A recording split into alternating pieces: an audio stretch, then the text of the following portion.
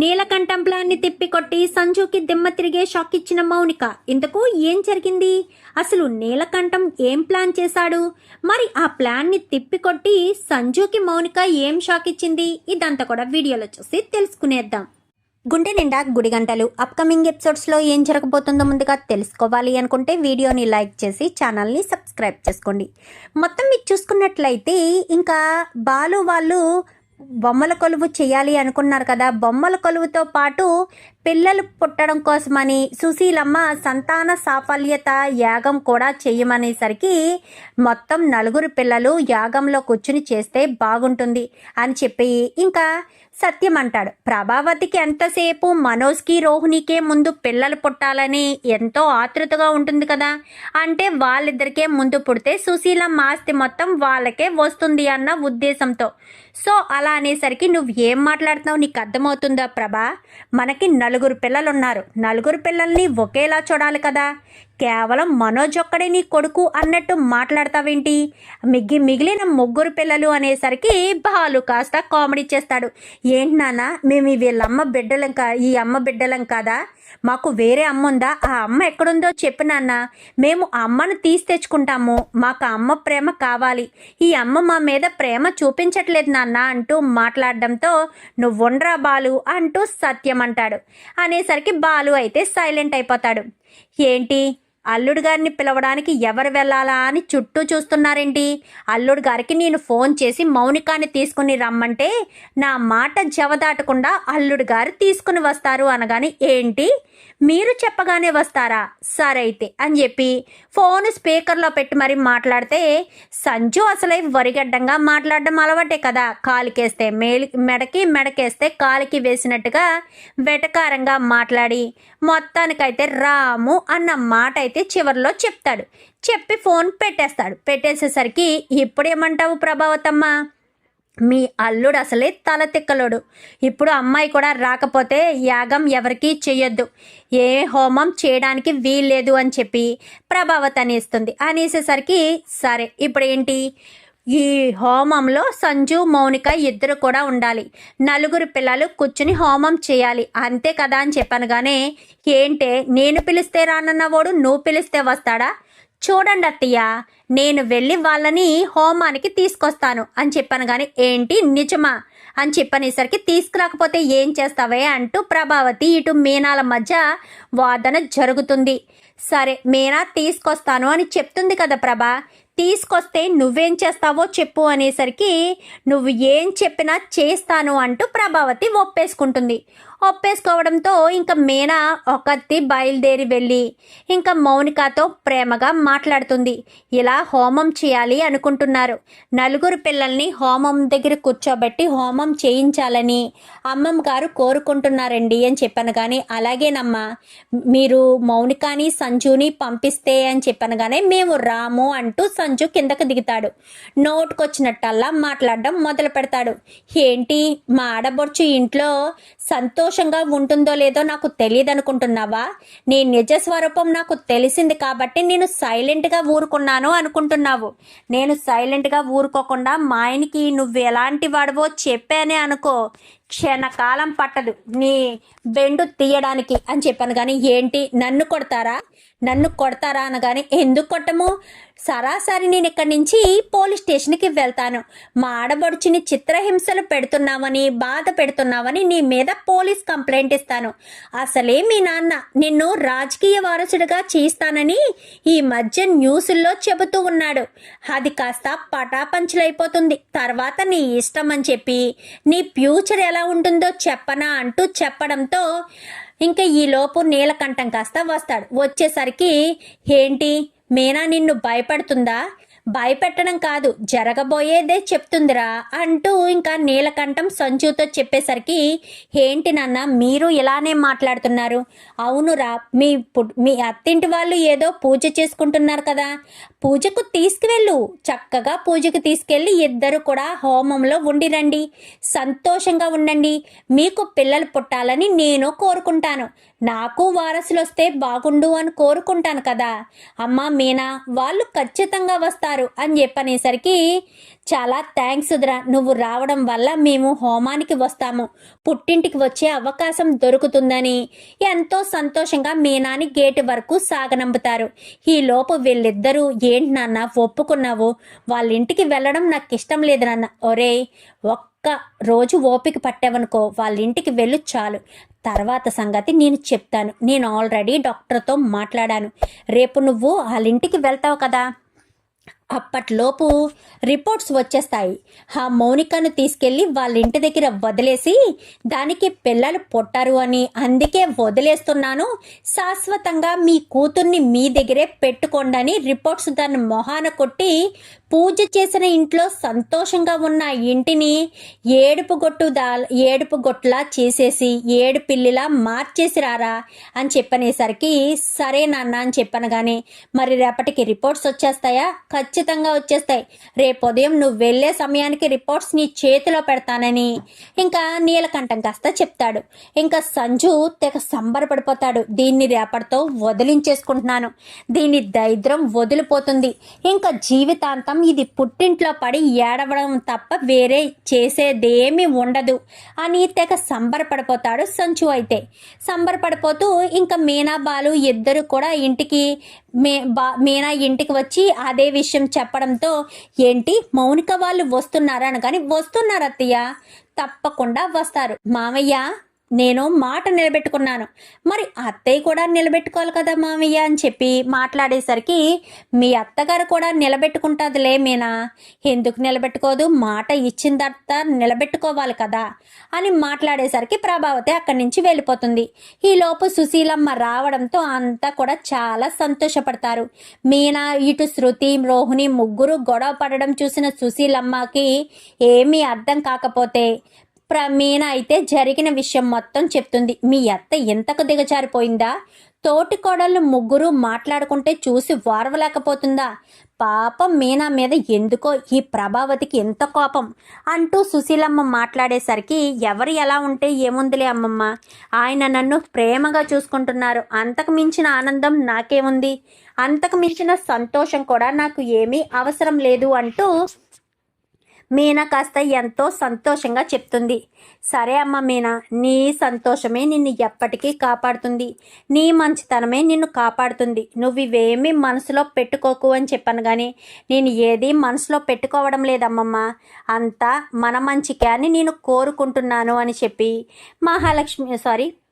మీనా కాస్త చెప్తుంది. చెప్పేసరికి పోనీలే అమ్మ, నువ్వు సంతోషంగా ఉండడమే నాకు కావాల్సిందని ఎంతో సంబరంగా మాట్లాడుకుంటారు.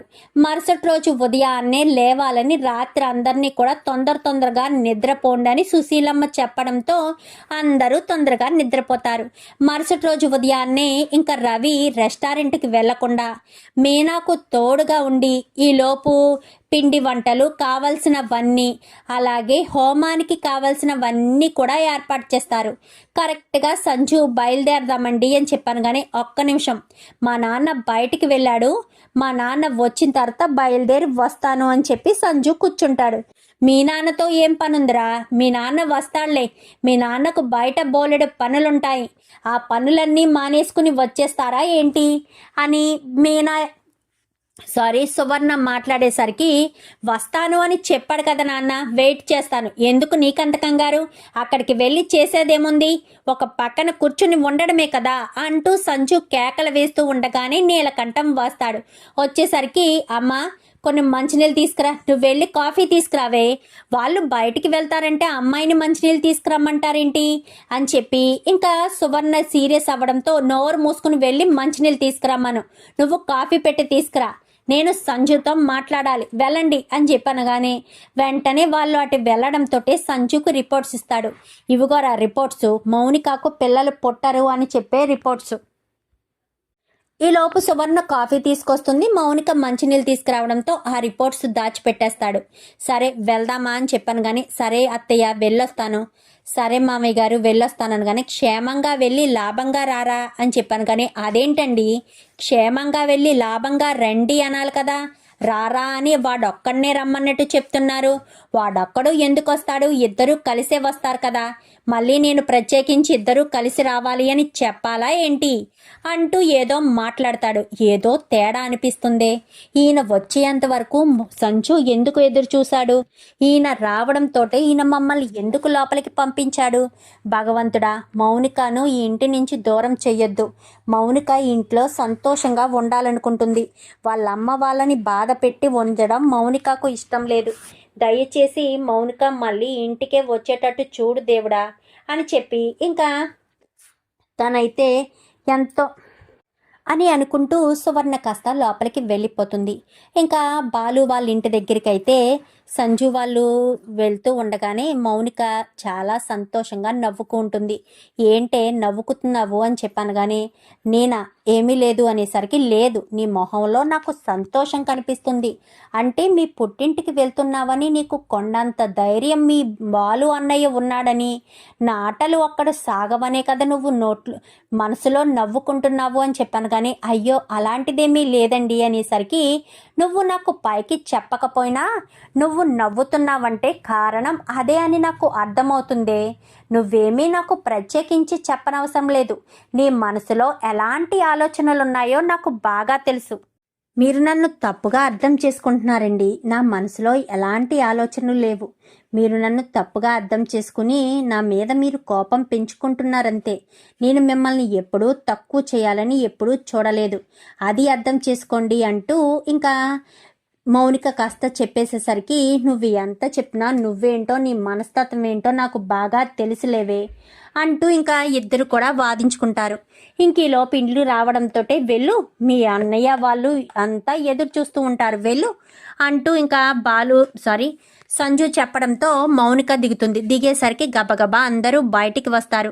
అందరూ బయటకు వచ్చేసరికి, అమ్మ మౌనిక బాగున్నావా అంటూ వదినలు, నానమ్మ, అమ్మ అందరూ పలకరించేసరికి, నన్ను ఇక్కడ దిష్టి బొమ్మలా ఇక్కడే వదిలేస్తారేంటి, మీ ఇంటికి వస్తే మీ అమ్మాయి మాత్రమే కనిపిస్తుందా, ఈ ఇంటి అల్లుడుగా నాకు ఎలాంటి విలువ లేదా, నన్ను పట్టించుకోరా అంటూ మాట్లాడేసరికి, అయ్యో బాబు రండి, మీరింకా కారు దిగలేదు కదా అని మౌనికను పలకరిస్తున్నామంతే, అయ్యో మీకు గౌరవం ఇవ్వకుండా ఉంటామా అండి, రండి అంటూ ఇంకా లోపలికి తీసుకువెళ్తారు.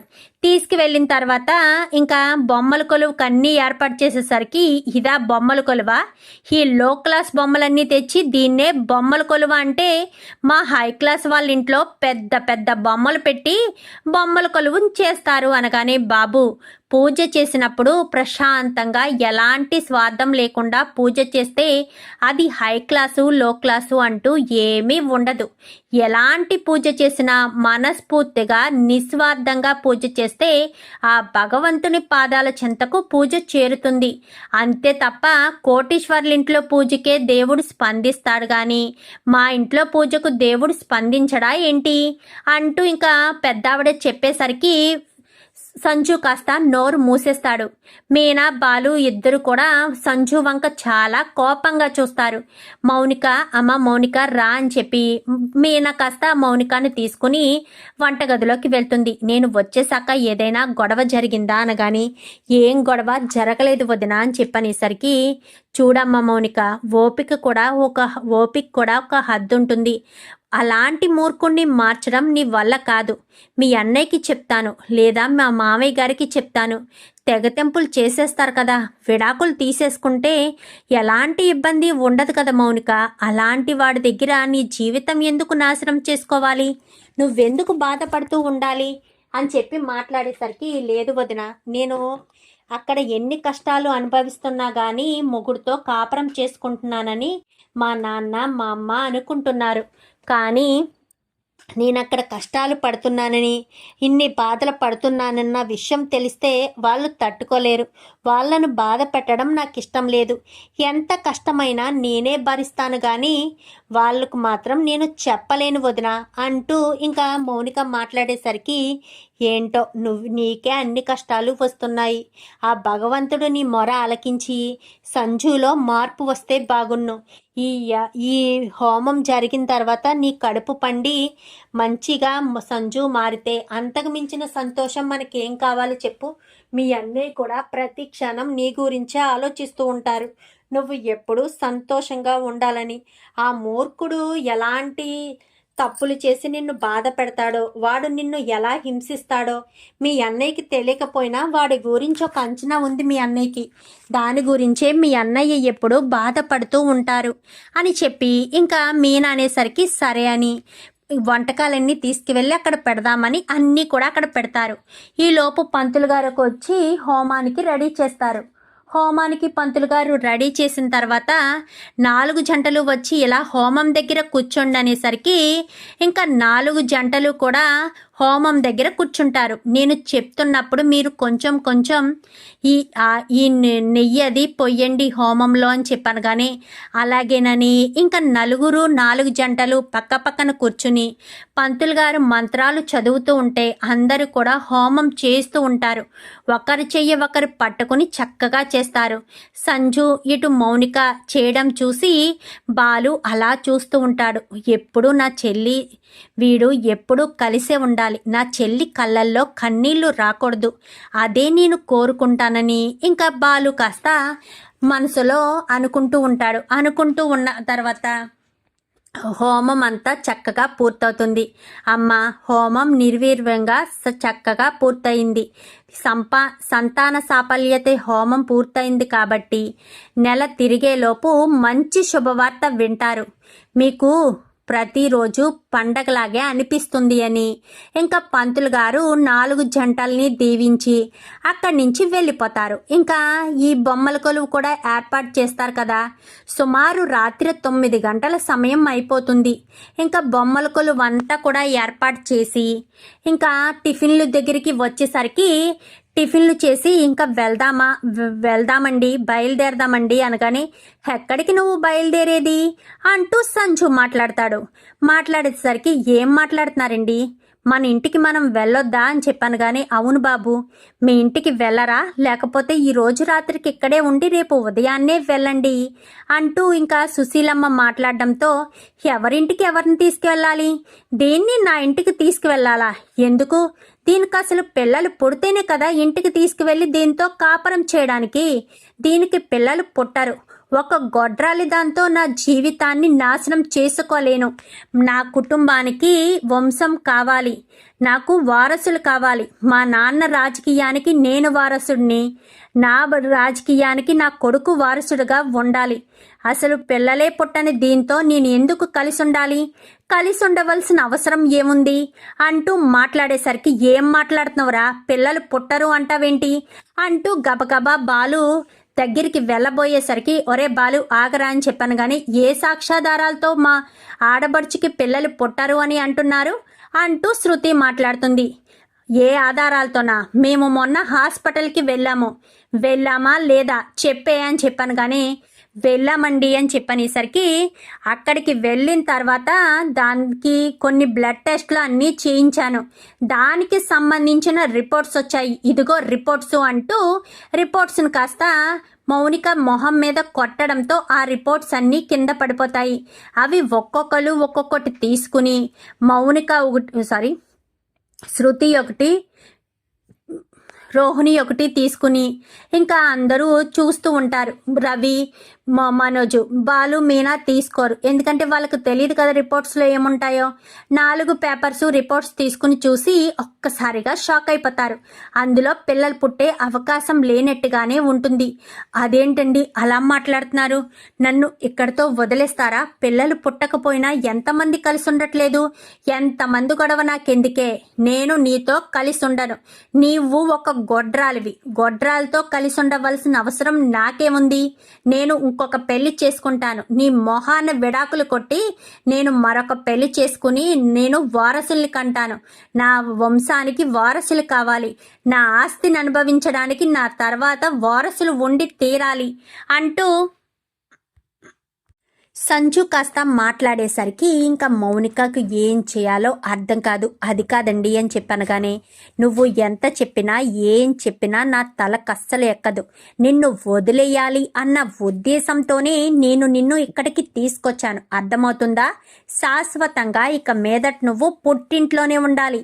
నిన్న మీ వదినొచ్చి చెప్పింది కదా, పుట్టింట్లో జరిగే ఏ శుభకార్యానికైనా ఆడబొడుచు ఖచ్చితంగా వచ్చి తీరాలి అని. ఇక మీదట నువ్వు ఏ చిన్న పండగ వచ్చినా ఏ చిన్న పూజ వచ్చినా హ్యాపీగా ఇక్కడే పూజలు చేసుకుంటూ కూర్చోవచ్చు. కొన్ని రోజుల్లోనే నీ మొహం మీద విడాకులు కొడతాను అంటూ ఇంకా సంజు కాస్త వెళ్ళబోయేసరికి ఒక్కసారిగా మౌనిక కళ్ళు తిరిగి పడిపోతుంది. అలా కళ్ళు తిరిగి పడిపోవడంతో అమ్మ మౌనిక అంటూ ఇంకా పిలవడంతో ఇంకా ఏం చేయాలో అర్థం కాదు. అలా కళ్ళు తిరిగి పడిపోవడంతో అందరూ కూడా టెన్షన్గా మౌనిక అనేసరికి ఇంకా వీడు కూడా కంగారు పడుతూ అక్కడే ఉంటాడు. అక్కడే ఉండేసరికి ఏమండి వెంటనే డాక్టర్ని తీసుకురండి అని చెప్పి మీనా చెప్పడంతో గబగబా బాలు వెళ్ళి డాక్టర్ని తీసుకొస్తాడు. ఏమైంది దీనికి? ఇప్పుడు దీనికి ఏదైనా జరగరాంది జరిగిందే అనుకో, ఇంకా నన్ను బ్రతకనివ్వరు వీళ్ళు అని కంగారు పడిపోతూ ఉంటాడు సంజు. అయితే కంగారు పడిపోతూ ఉండగానే ఇంకా డాక్టర్ వచ్చి తన చేయి పట్టుకుని ఇంకా తనను చెక్ చేసేసరికి తను కడుపుతో ఉంది, ప్రెగ్నెంట్, 3rd మంత్ అని చెప్పనగానే ఒక్కసారిగా సంజు షాక్ అయిపోతాడు. ఇదేంటిది, పిల్లలు పుట్టరని నేను సర్టిఫికెట్ తీసుకొస్తే ఇది ఏకంగా 3rd మంత్ ప్రెగ్నెంట్తో ఉండడం ఏంటి? ఇది అబద్ధం, తను ఎలా తల్లయిందో నాకు తెలీదు అని చెప్పి మాట్లాడేసరికి సుశీలమ్మ కాస్త చెంప చెల్లుమనిపిస్తుంది. అసలు బుద్ధి జ్ఞానం ఉందా నీకు? తను ఎలా ప్రెగ్నెంట్ అయింది అని నీకు తెలీదు అంటావేంటి? నువ్వు తనతో జీవితాన్ని పంచుకోకపోతే తను ఎలా ప్రెగ్నెంట్ అవుతుంది? నా మనవరాల మీద నింద వేస్తున్నావా? ఎప్పటి వరకు తనకు పిల్లలు పుట్టరు అని ఏ నమ్మకంతో చెప్పిన వాడివి డాక్టరే వచ్చి పిల్లలు పుడతారు, తను ప్రెగ్నెంట్ కడుపుతో ఉంది అని చెప్తుంటే బుర్రకెక్కడం లేదా అని చెప్పాను. కానీ అది కాదండి అని చెప్పనేసరికి ఇంకేం మాట్లాడకు, నోరు మూసుకుని వెళ్ళి ఈ విషయం ఇంట్లో చెప్పు. తను ప్రెగ్నెంట్ అని 3వ నెల కడుపు అని తనకు గురించి చెప్పు అని చెప్పి మాట్లాడేసరికి ఒక్కసారిగా సంజు షాక్ అయిపోతాడు. ఇదేంటిది, ఎలా జరిగింది, నేను ఏమనుకున్నాను, అసలు ఏం జరుగుతుంది అని ఎంతగానో టెన్షన్ పడుతూ చూస్తూ ఉంటాడు. వెంటనే బయటకొచ్చి నీలకంఠానికి ఫోన్ చేస్తాడు. ఏంట్రా దాన్ని అక్కడ వదిలేసి వచ్చావా అనగానే, దాన్ని అక్కడ వదిలేసి రావడం కాదు నాన్న, అదే మన కొంప ముంచింది అని చెప్పాను. కానీ అసలు ఏం జరిగిందిరా అని చెప్పి ఇంకా నీలకంఠం సంజును అడుగుతాడు. ఏం జరగడమా, జరిగింది చెప్తాను విను నాన్న అంటూ ఇంకా సంజు మొత్తం విషయం కూడా చెప్పడం మొదలు పెట్టేసరికి ఇంకా నీలకంఠం అయితే అవన్నీ కూడా వింటూ ఒక్కసారిగా షాక్ అవుతాడు. అదేంట్రా, కరెక్ట్గా నువ్వు దాని కడుపులో దానికి పిల్లలు పుట్టరు అని చెప్పిన 10 నిమిషాలకు అది ప్రెగ్నెంట్ అవ్వడం ఏంట్రా? అసలు నాకు ఇదంతా ఏమీ అనిపించట్లేదు, ఏం చేయాలో తెలియడం లేదు అని చెప్పాను. కానీ నీకే కాదు నాన్న, నాకు ఏమీ తెలియడం లేదు. అది అర్థం చేసుకోకుండా నువ్వు నన్ను ఇలా అంటుంటే నేను ఏం చేయాలో అర్థం కావట్లేదు. తనని వదిలించుకోవాలి అని నేను అనుకుంటే ఏకంగా అది కళ్ళు తిరిగి పడిపోయి ప్రెగ్నెంట్ అని చెప్తుంది. ఇప్పుడు వాళ్ళ ముందు నేను ఎలా తలెత్తుకుని తిరగాలి, ఏం చేయాలో నాకు అర్థం కావట్లేదు నాన్న అని చెప్పాను. కానీ ఇంకా మనం ఏమీ చేయలేమురా, నీ రాజకీయ భవిష్యత్తు ఏమైతే అదే జరిగింది. కానీ ఇక్కడ మాత్రం నీకు బిడ్డ పుట్టబోతున్నాడు, వీడు గనక ఆడపిల్ల అయితే శాశ్వతంగా బయటికి గెంటేద్దాము అని చెప్పి ఇంకా ఇద్దరు కూడా మరొక ప్లాన్ చేసేసరికి అలాగే నాన్న, నోరు మూసుకుని నీ భార్యకు ఇంట్లో వాళ్ళకి క్షమాపణ చెప్పి తీసుకుని వచ్చేసే అనేసరికి సరే అని చెప్పి ఫోన్ పెట్టేస్తాడు. రా అని చెప్పాను. కానీ ఇదేంటి, ఇప్పటి వరకు అవసరం లేదని చెప్పారు కదా, ఇప్పుడు రమ్మని చెప్తారేంటి అంటూ మాట్లాడడంతో ఇప్పటి వరకు అవసరం లేదని చెప్పింది నేనే, ఇప్పుడు రమ్మని చెప్తుంది నేనే, నోరు మూసుకొని పద అని చెప్పి ఇంకా సంజు కాస్త మౌనికాని తీసుకుని అక్కడి నుంచి బయలుదేరతాడు. మౌనికాని వదిలేయాలనుకున్న సంజుకి ఇంకా నీలకంఠం ప్లాన్ని తిప్పికొట్టి బాగా బుద్ధి చెప్పేటట్టు చేశారు అంటూ ఇంకా అందరూ అనుకుంటారు.